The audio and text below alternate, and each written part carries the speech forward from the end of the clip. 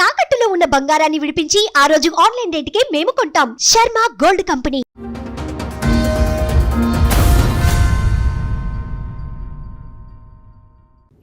Marriage in September December 27కి అదే year మేము ఇంట్లో నుంచి బయటకు వచ్చేసినాం. 3 monthsకే 3 monthsకే మా మ్యారేజ్కి ముందే మా హస్బెండ్ క్యారెక్టర్ బాగాలేని సంగతి నాకు చెప్పకుండా పెళ్లి చేశారనమాట. నా సెకండ్ మ్యారేజ్, ఆయనది సెకండ్ మ్యారేజ్.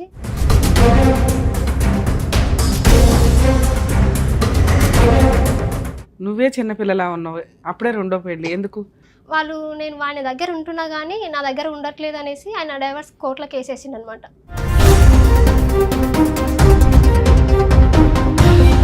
మా మ్యారేజ్కి మేము మ్యారేజ్ చేసుకునే టైంకి వాళ్ళ మా మామయ్య గారికి ఇష్టం లేదనమాట నన్ను చేసుకోవడం.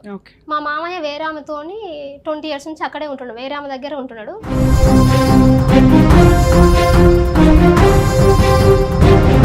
మళ్ళీ రీసెంట్గా మళ్ళీ డిసెంబర్ నుంచి వాళ్ళు ఇంకొక అమ్మాయితో చాటింగ్ చేయడం, వీడియో కాల్స్ విత్ మాట్లాడడం.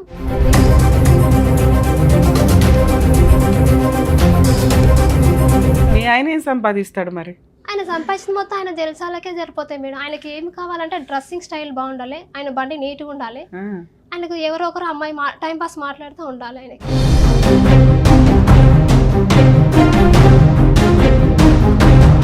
నేను కనీసం మీరు ఆయన పొమ్మని చెప్పినా కానీ మీరు కనీసం ఎందుకని కూడా మీరు అడగట్లేదు కదా అనేసి ఏడ్చారు.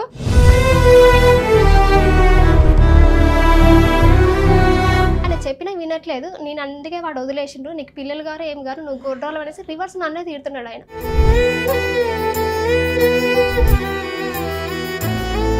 జనవరి 2కి మళ్ళీ అమ్మాయికి ఫోన్ చేసి వీడియో కాల్స్ మాట్లాడడం. ఏ అమ్మాయి? వేరే అమ్మాయితో మాట్లాడు. ఈ 4 సంవత్సరాల్లో మళ్ళీ ఇంకా అమ్మాయిలు ఉన్నారా? ఎంతమంది?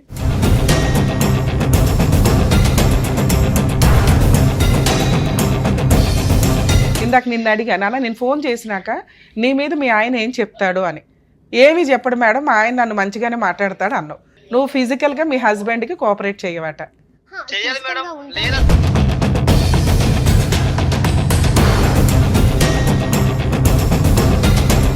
ఆ అమ్మాయి 2 ఎలిగేషన్స్ వేస్తుంది, ఈయనకి ఎక్స్ట్రా మ్యారిటల్ అఫైర్స్ ఉన్నాయండి, ఎప్పుడు ఎవరో ఒకరితో తిరుగుతానే ఉంటాడు అని. ఇక్కడ నుంచి బాగా చూసుకుంటావా అమ్మాయిని? ఈసారి మేము మా సుమన్ టీవీయే ఉంటుంది అమ్మాయి వెనకాల.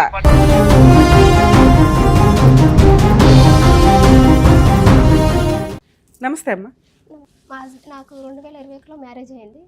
21లో మ్యారేజ్ అయింది సెప్టెంబర్ డిసెంబర్ 27కి అదే ఇయర్ మేము ఇంట్లో నుంచి బయటకు వచ్చేసినాం.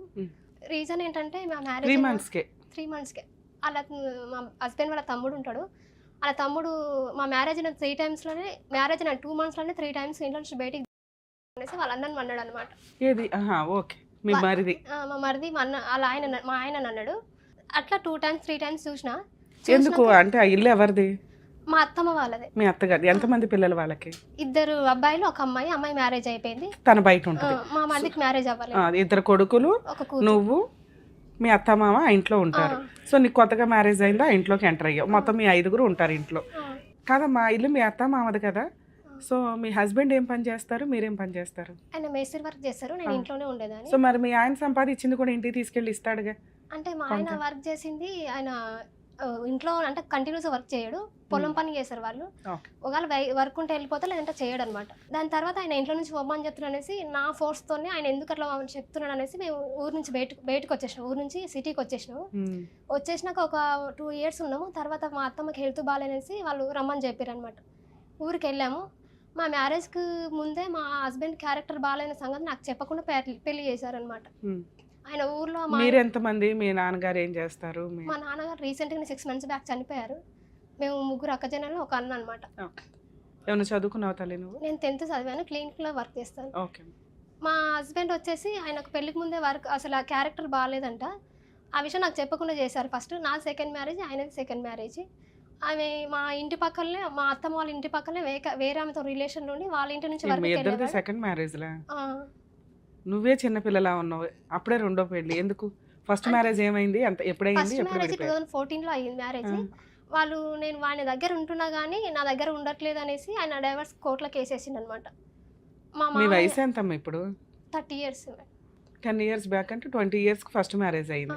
నువ్వు అక్కడ సరిగ్గా కాపురానికి వెళ్ళలేదని అతను డైవర్స్ నేను ఇచ్చేసాడు. ఉన్నాను అక్కడ స్టిల్. మా మేము మ్యారేజ్ చేసుకునే టైంకి వాళ్ళ మా మామయ్య గారికి ఇష్టం లేదనమాట నన్ను చేసుకోవడం. ఓకే. మా మామయ్య వేరే ఆమెతోని 20 years నుంచి అక్కడే ఉంటున్నాడు, వేరే ఆమె దగ్గర ఉంటున్నాడు.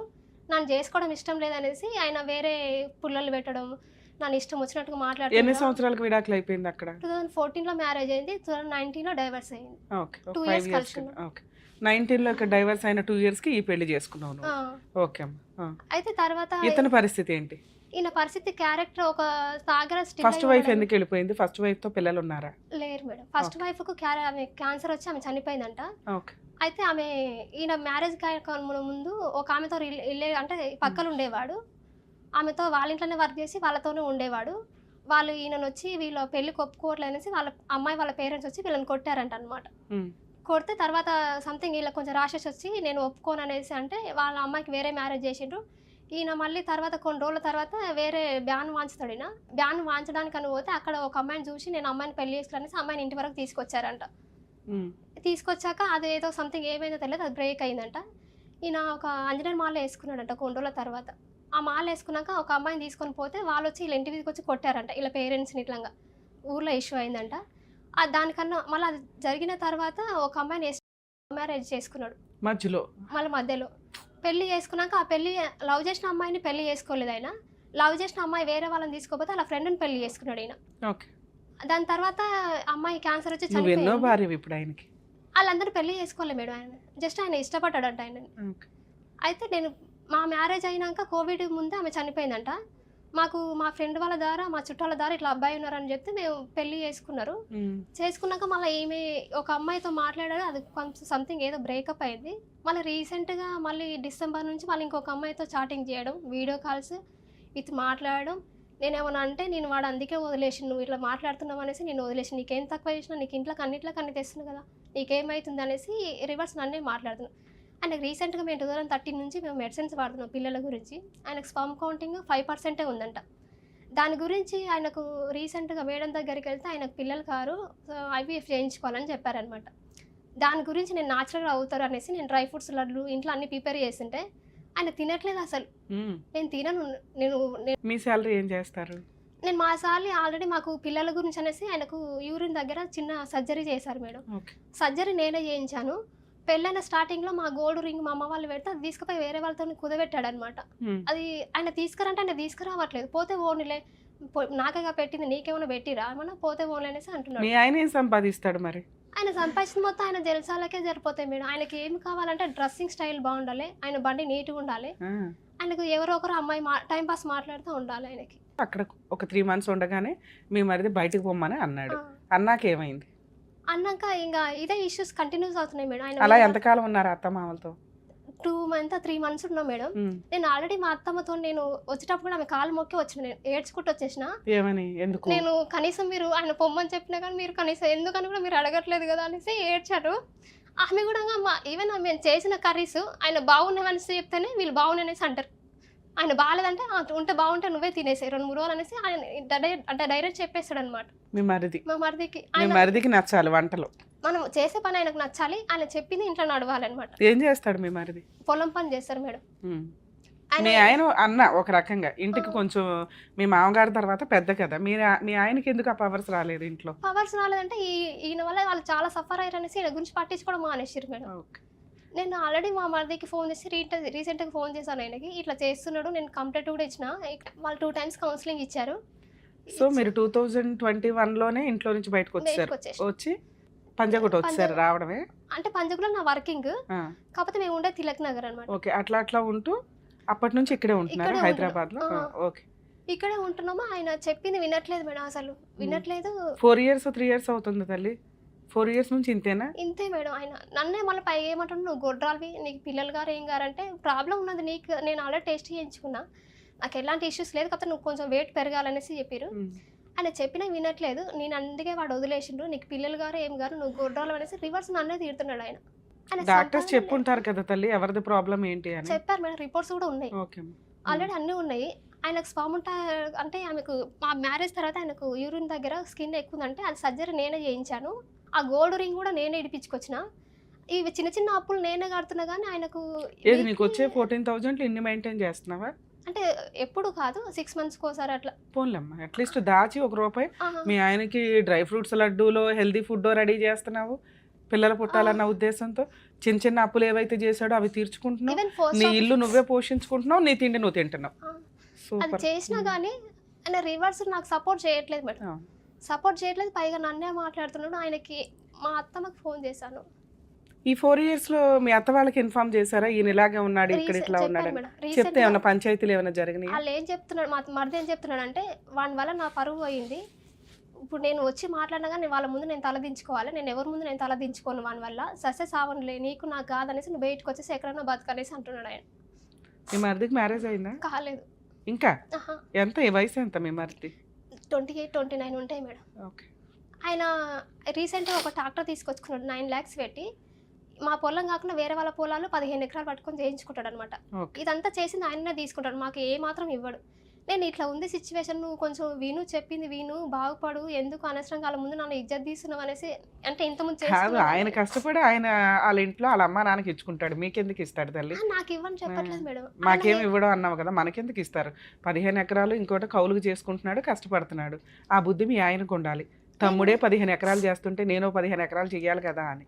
అంటే వాళ్ళు ఏంటంటే ఈయన గురించి అసలు వీళ్ళు వాళ్ళ గురించి పట్టించుకోరు, ఆయన గురించి పట్టించుకోరు మేడం. ఈయన వీక్లీ 6,000 వస్తుంది. ఆయన 6,000 మొత్తం అయిపోగొట్టి ఆయన రివర్స్ నన్నే అడుగుతాడు అమౌంట్. నాకు పెట్రోల్ పైసలే నాకు ఇవ్వనేసి అడుగుతాడు. నేను ఆల్రెడీ నేను 15 days నుంచి నేను హాస్టల్లో ఉంటున్నా. ఏదో వచ్చేసావా ఇంట్లో నుంచి బయటికి? వచ్చేసారు. ఎందుకు? ఏం ఎందుకంటే జరిగింది లాస్ట్కి నేను కౌన్సిలింగ్ ఇప్పించాను. మళ్ళీ నేను January 2కి మళ్ళీ ఇది కౌన్సిలింగ్ డిసెంబర్లో జరిగింది. January 2కి మళ్ళీ అమ్మాయికి ఫోన్ చేసి వీడియో కాల్స్ మాట్లాడడం. ఏ అమ్మాయి? వేరే అమ్మాయితో మాట్లాడు. ఈ 4 సంవత్సరాల్లో మళ్ళీ ఇంకా అమ్మాయిలు ఉన్నారా? ఎంతమంది? అంటే అమ్మాయి కంటిన్యూస్ ఒక అమ్మాయితో స్టాండర్డ్ గా ఉంటాడు. ఎక్కడ దొరుకుతారు మీ ఆయనకి ఎంతమంది అమ్మాయిలు? వీళ్ళంతా లేబర్స్ మీరు. ఈయన వర్కింగ్ చేశారు కదా, లేబర్స్ అనమాట. నేను వచ్చిన ఎప్పుడంటే నా January 19 నుంచి బయటికి వచ్చేసిన, హాస్టల్లో ఉంటున్నా. నేను మొన్న సండే రోజు రూమ్కి వెళ్ళాను అనమాట. నేను ఆయన ఫోన్ చేశాను, నేను ఇట్లా ఎక్కడున్నావు అంటే నేను బయట ఉన్నాను చెప్పిండు. సరే అనేసి నేను రూమ్కి వెళ్ళాక నేను అసలు ఈ కమ్మలు నేను 2018 నుంచి ఇవే జస్ట్ క్లీన్ చేసుకుంటా మళ్ళీ పెట్టుకుంటాను. రూమ్లో కమ్మలు ఉన్నాయి. నేను వచ్చినాక ఆయన మళ్ళీ వేరే డ్రెస్సెస్ చీరలు బుక్ చేస్తున్నాడు అనమాట ఆన్లైన్లో, మీషోలో. ఎవరికి బుక్ చేస్తున్నాడో తెలియదు. ఆమె ఆంటీ అంటుంది, నువ్వు లేవు కదా, ఆయన బుక్ చేస్తున్నాడు, రోజు నన్ను తీసుకోమంటున్నాడు అంటే. ఎవరైనా వస్తున్నారా ఆంటీ, రూమ్లో కమ్మలు ఉన్నాయంటే ఆమె ఏమమ్మా నేను చూడలేదు, గోల్డ్ పిచ్చి కమ్మలు అనేసి గోల్డ్ మీ ఆయన ఎక్కడ ఉంచుతాడులే. ఆమెనేమో ఎవరు రాలేదు, నేనైతే చూడలేని ఆమె అంటుంది. ఎందుకు వాడిని అట్లా వదిలేసో, వాడు అట్లా పిచ్చోన్ లాగా తిరుగుతున్నాడు, మీ వాళ్ళని పిలిపి నేను మాట్లాడతానేసి ఆ ఓనర్ ఆంటీ చెప్తుంది. లేదంటే వాడిని వదిలేసాయి, అడు నువ్వు చెప్పిన వినట్లేదు, నేను కూడా చెప్పిన అమ్మాయిని తోలుకొచ్చుకోమని, నువ్వు పోయినాక ఇంకా ఎంజాయ్ చేసిన తప్పించి ఆయన ఏం మారట్లేదు అనేసి ఆంటీ చెప్తుంది మేడం.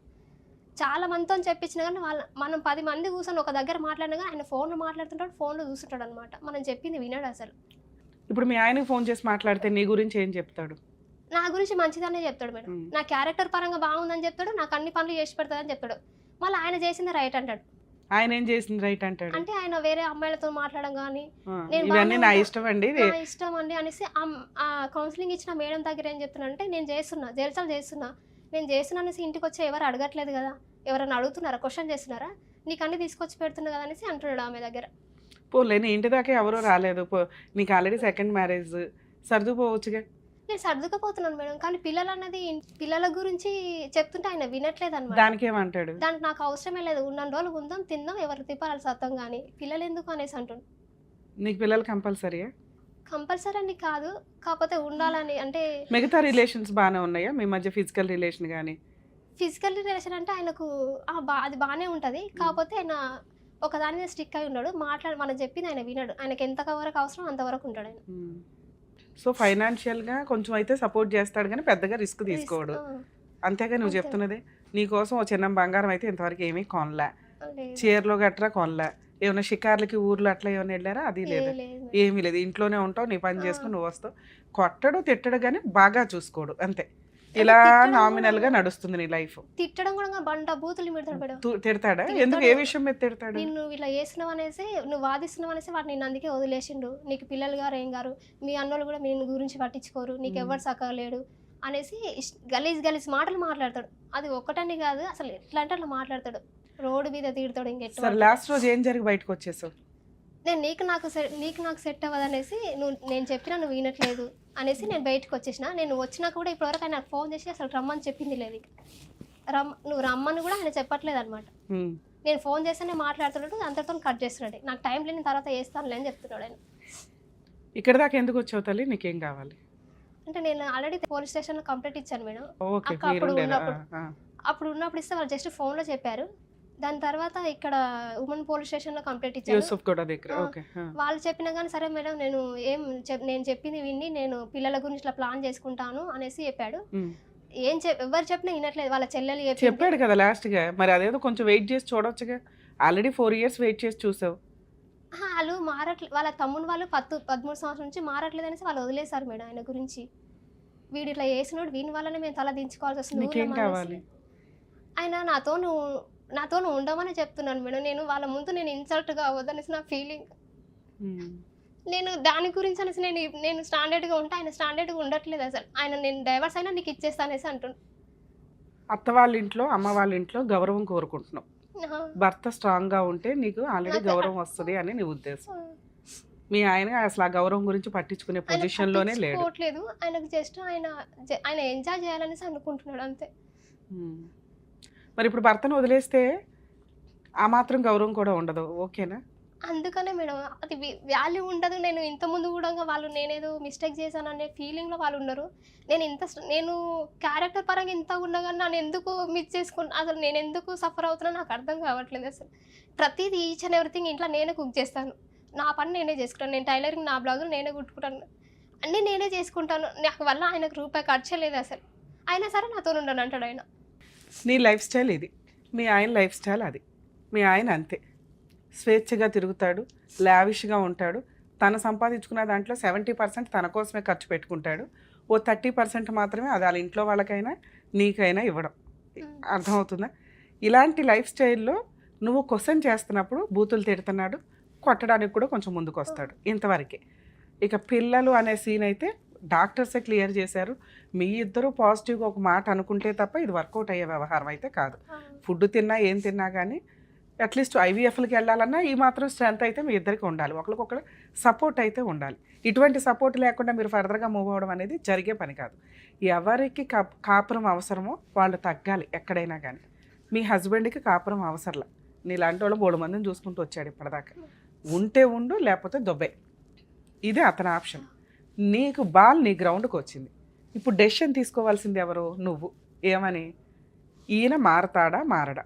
ఈయన మారితేనే నేను అతనితో ఉంటాను అంటే ఇది వర్కౌట్ అయ్యే కేసు కాదు. మా ముందు ఇప్పుడు మేము ఫోన్ చేసామనుకో, అవును మేడం మారతానండి, ఓకే మేడం అంటాడు. మళ్ళీ ఇలా అక్రమ సంబంధాలతోటే తిరుగుతూ ఉంటాడు. ఏం చేస్తావు? అక్రమ సంబంధాలు తిరిగినా పర్వాలేదండి, నాకు పిల్లల కంటే చాలు అంటావా? అదేమన్నా ప్రెజర్ చేయొచ్చు. నువ్వు అడుగుతున్నది 3 కోరికలు. 1, ఆయన అక్రమ సంబంధాలు తీసిపడేయాలా. 2, నన్ను బూతులు తిట్టకూడదు, కొట్టకూడదు. 3, మా ఇంట్లో వాళ్ళ దగ్గర గౌరవంగా, వాళ్ళ ఇంట్లో వాళ్ళ దగ్గర నాకు గౌరవం నిలబెట్టే పనులు చేయాలా. 4, ప్రెగ్నెన్సీ కోసం అది డాక్టర్ సజెషన్స్తో ఏం చేయాలో అవి చేయాలి. 3-4 కండిషన్స్ నువ్వు అడుగుతున్నావు మేజర్గా. అవునా? ఇన్ని దొబ్బే ఇంట్లో నుంచి అంటుంటే ఓ పక్కన మన కండిషన్స్ ఒప్పుకుంటాడా ఎదురు? ఎక్కడన్నా ఈ లాజిక్ సెట్ అవుతుందా?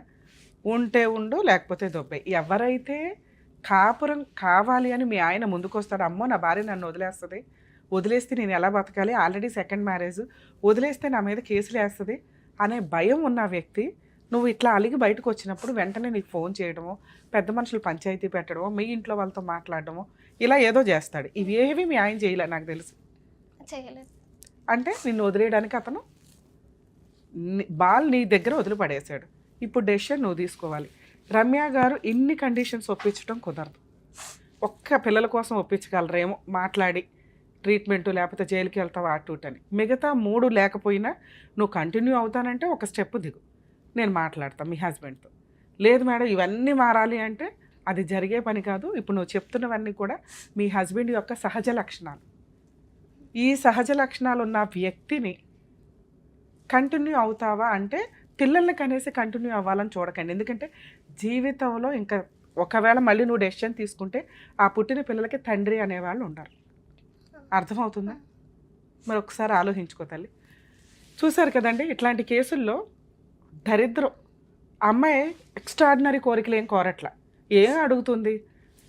ఇన్లాస్ దగ్గర గౌరవం, తల్లిదండ్రుల దగ్గర, ఆ కుటుంబం దగ్గర ఆల్రెడీ 3 సిస్టర్స్ 1 బ్రదరు, ఆ కుటుంబంలో కనీసం సెకండ్ హస్బెండ్ అన్న పర్ఫెక్ట్గా ఉంటే కాస్త ఇలా షోల్డర్ ఎగరేసుకుని తిరగగలిగేంత సహజమైన హక్కు అడుగుతుంది. 90% జెంట్స్కి ఈ లాజిక్కే అర్థం కాదు. ఎప్పుడైతే భార్య మీ చుట్టాల దగ్గర వాళ్ళ చుట్టాల దగ్గర గౌరవంగా తిరగగలిగిద్దో ఆ రోజున ఇంటికి వచ్చిన రోజు చాలా రెస్పెక్ట్ తోటి భర్తని జీవితకాలం చూసుకుంటుంది.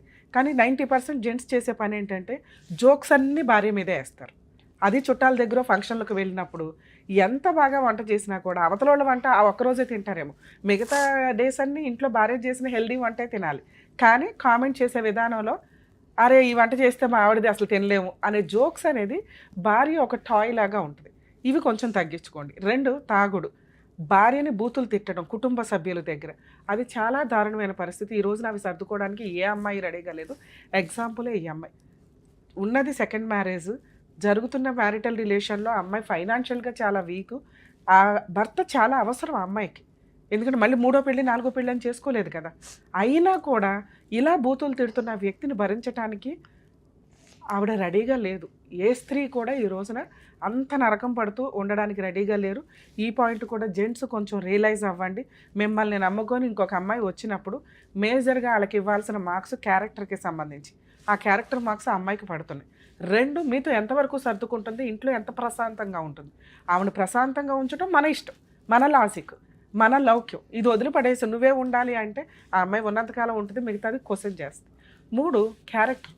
ఈ రోజున దరిద్రం ఏంటంటే ఎక్స్ట్రా మ్యారిటల్ అఫైర్స్ అనేది ఒక ఫ్యాషన్ అయిపోయింది. ఏమన్నా జబ్బులు వస్తే ఎవరు చూస్తారన్న కామన్ సెన్సే లేదు. అది లేడీస్ అయినా జెంట్స్ అయినా విచ్చలవిడిగా తిరుగుతున్నారు. దీని మీద ఖచ్చితంగా ఇంకొకసారి రీకలెక్ట్ చేసుకొని ఈ 497 అడల్టరీ సెక్షన్ని పెట్టాలి. ఎందుకంటే రెచ్చిపోయి సమాజంలో హక్కులాగా తిరుగుతున్నారు ఎక్స్ట్రా మ్యారిటల్ అఫైర్స్ ఉన్న వ్యక్తులు. ఎందుకంటే దానికి అరెస్టు లేదు, కేసులు లేవు, కనీసం దాని మీద ఫర్దర్గా మూవ్ అవ్వడానికి లేదు. వదులుకుంటే కాపురం వదులుకోవాలి తప్ప. ఇలాంటి ఒక పార్ట్నర్ జీవితకాలం కావాలి అనుకుంటే ముందు భార్యకి ఇంపార్టెన్స్ ఇవ్వండి. లేదు మేము స్వేచ్ఛా లైఫ్ తిరగాలి అనుకుంటే ఆ భార్యకి ఏదో ఒక ఫుల్ అండ్ ఫైనల్ సెటిల్మెంట్ చేసిన తర్వాత విడాకులు తీసుకున్నాక మీ వ్యక్తిగత స్వేచ్ఛ మీరు చూసుకోండి. అప్పుడు మిమ్మల్ని ఎవరు పాయింట్అవుట్ చేయరు. కోర్టులో డైవర్స్ పిటిషన్స్ వేసేసి ఒప్పుకుంది కాబట్టి మేము గాలి తిరుగులు తిరుగుతామని కూర్చుంటే అవి రెచ్చగొట్టే ధోరణులు అవుతాయి. చూస్తున్నాం కదా, ఉత్తినే సూసైడ్లు చేసుకుంటున్నారు, పిల్లల్ని తీసుకెళ్ళిపోయి సూసైడ్లు చేసుకుంటున్నారు.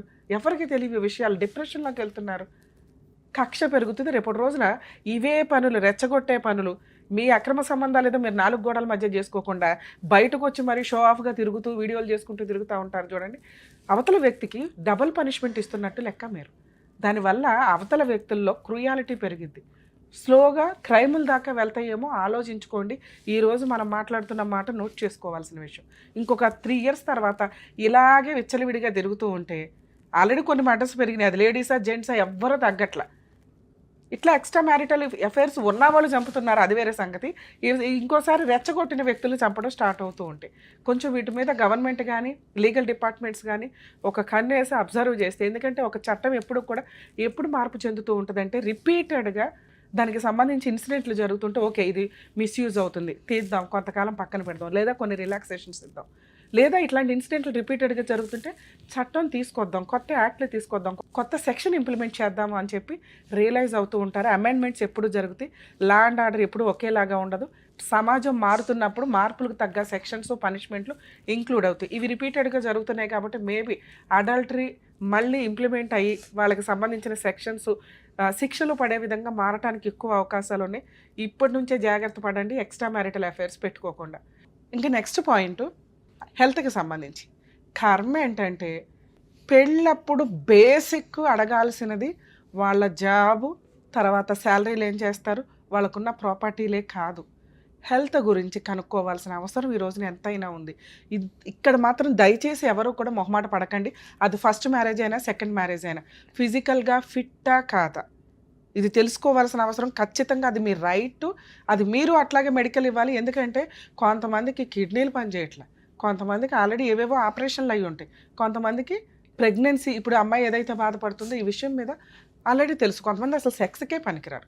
ఇన్ని రకాల మైనస్ని దాచేసి సొసైటీ కోసం ఒక పెళ్లి చేసుకోవాలన్న ఉద్దేశంతో పెళ్ళిళ్ళు చేసుకుంటూ వెళ్తున్నారు. ఈ ఎపిసోడ్ చూస్తున్న వాళ్ళు కొంచెం రియలైజ్ అవ్వండి. అది మ్యారేజ్ బ్యూరోలు అయినా కూడా, లేదా ఇండివిజువల్గా ఏజెంట్లు అయినా కూడా, సంబంధాలు చూస్తున్న వాళ్ళు మొహమాటమే పడవద్దు. కుటుంబం బాగుంది, ఆస్తి బాగుంది కాదు, ముందు బోత్ పార్టీస్ యొక్క ఆరోగ్య పరిస్థితులు ఎట్లా ఉంది, దానివల్ల 80% సమస్యలను మనం కవర్ చేయగలుగుతాం. సరేనా అమ్మ? మీ విషయానికి వస్తే ఇప్పుడేమో ఆలోచించుకున్నాం. ఇక్కడ మీకు అర్థం అవ్వాలి, మీ హస్బెండ్ని మార్చటం మా వల్ల కాదు. మీ హస్బెండ్ని ప్రెగ్నెన్సీ వరకు మాట్లాడడానికి అవకాశం ఉంది. ఎక్స్ట్రా మ్యారిటల్ అఫైర్స్ నీ దగ్గర ఏమున్నాయి ఎవిడెన్స్లు? నీకు ఏమనిపించింది అసలు మీ హస్బెండ్కి ఎక్స్ట్రా మ్యారిటల్ అఫైర్స్ ఉన్నాయని? అంటే వాళ్ళ పేరెంట్స్, వాళ్ళ అమ్మ కూడా చెప్తుంది మేడం ఆయన గురించి. వాళ్ళ అమ్మ వచ్చి ఇప్పుడు మన వైపు ఫేవర్గా మాట్లాడదుగా. సరే, ఇప్పుడు వాళ్ళలో ఎవరితో మాట్లాడించు, నువ్వు ఎవరితో మాట్లాడితే బెటర్ అని అనుకుంటావు? వాళ్ళ తమ్ముడు కూడా మాట్లాడతాడు మేడం. వాళ్ళ తమ్ముడు కానీ వాళ్ళ చెల్లెలు అందరూ మాట్లాడతారు. ఇక్కడికి వస్తున్నామని ఎవరికి తెలుసు? ఎవరికి తెలియదు. ఒకవేళ మాట్లాడితే నీకేమైనా ప్లస్ అవుతుందా మైనస్ అవుతుందా? మ్యాక్సిమం అంటే నేను నా వల్ల వాళ్ళకి ఎలాంటి ప్రాబ్లం లేదు. లేదు. ఓకే, మీ హస్బెండ్తో మాట్లాడమంటావా? సరే ఇవ్వండి.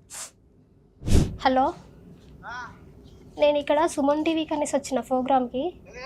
సుమన్ టీవీ ఒకసారి నీతో మేడం మాట్లాడతానంట, రమ్య మేడం మాట్లాడతానంటే ఒకసారి మాట్లాడు. నమస్తే అండి, అడ్వకేట్ రమ్య అని మాట్లాడుతున్నా.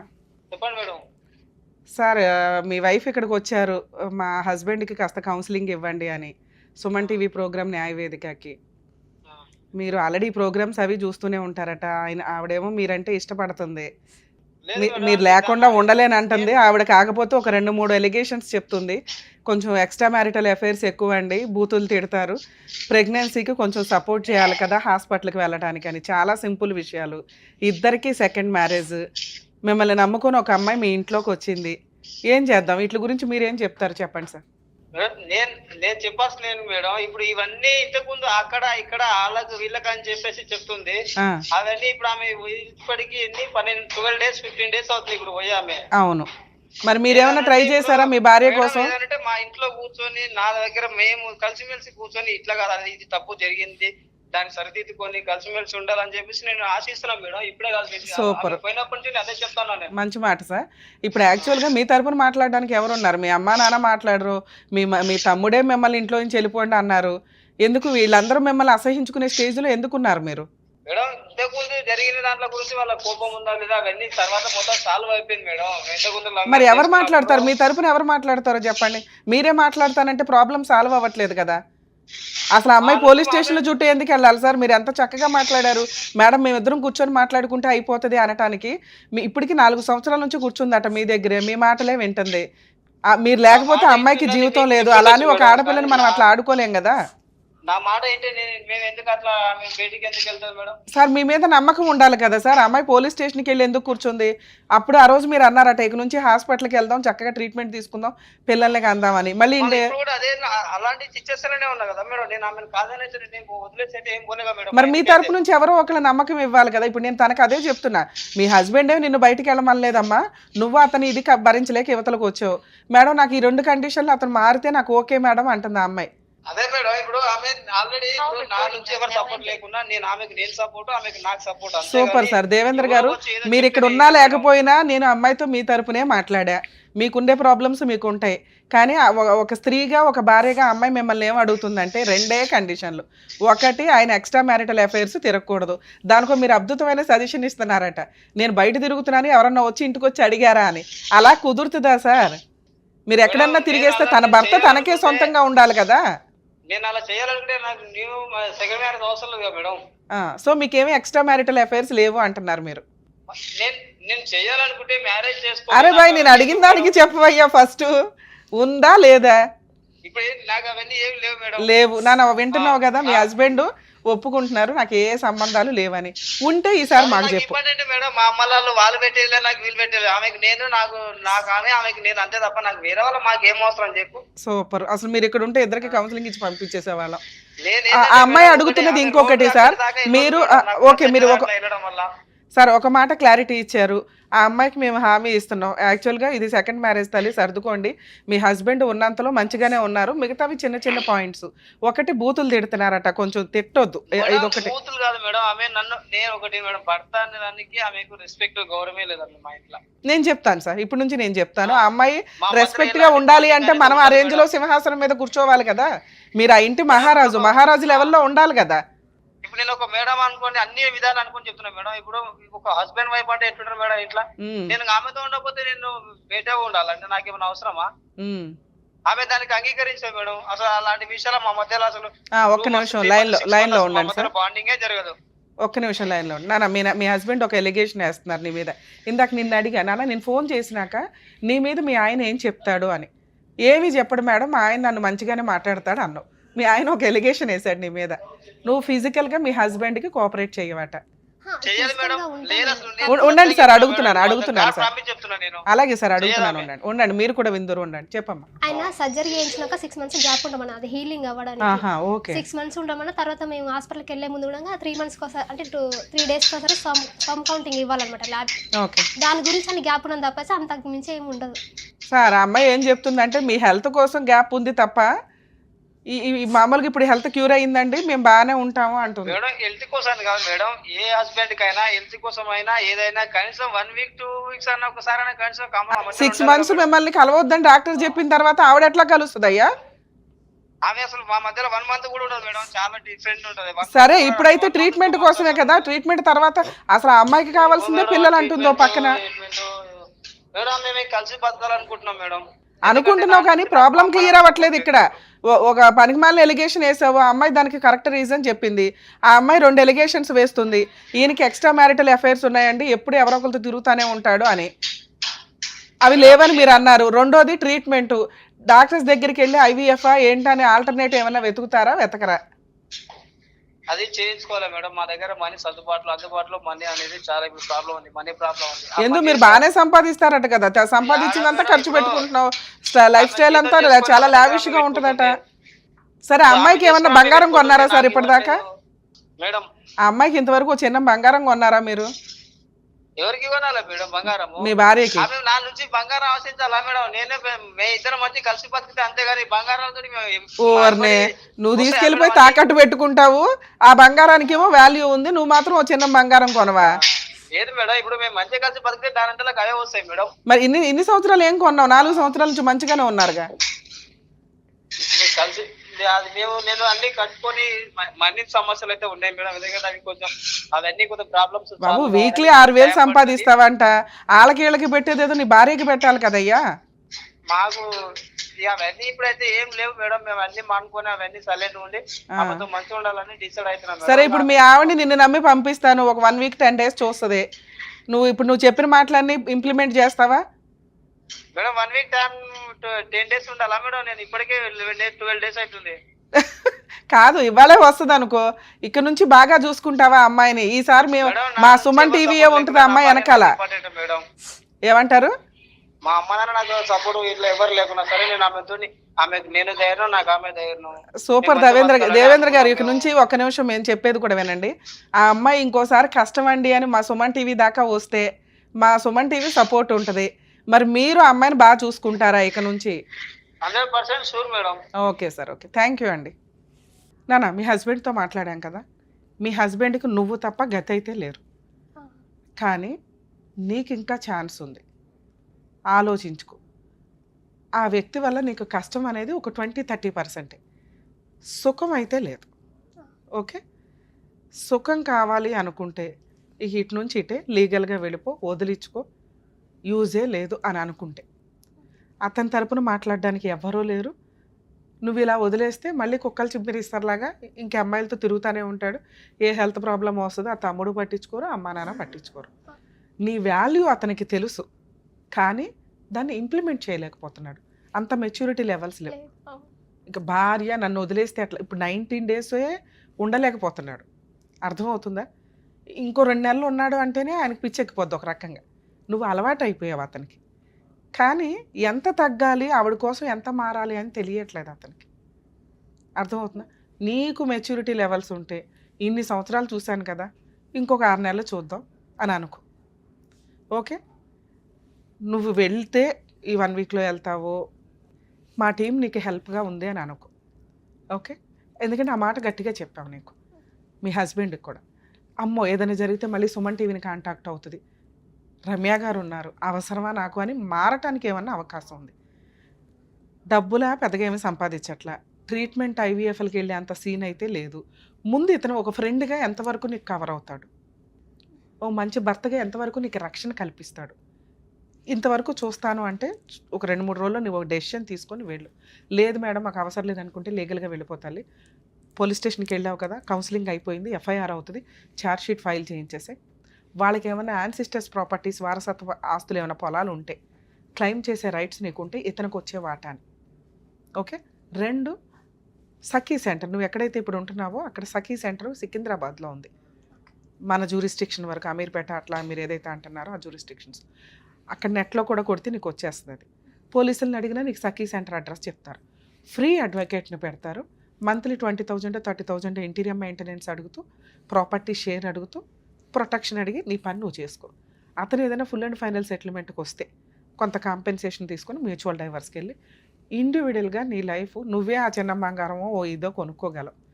ఇది ఎంతవరకు బాగుంటుంది, మళ్ళీ నేను 3rd మ్యారేజ్కి వెళ్ళాలా, అతను ఎంతవరకు మంచోడు అవుతాడు, ఇది ఒక్కసారి నువ్వు ఇంటికి వెళ్ళి ఆలోచించుకో. ఇప్పుడు నేను చెప్పడం కదా, ఎందుకంటే నువ్వు అతనితో కలిసి ఉండడము విడిపోవడం నాకు ఈక్వల్గా అనిపిస్తుంది.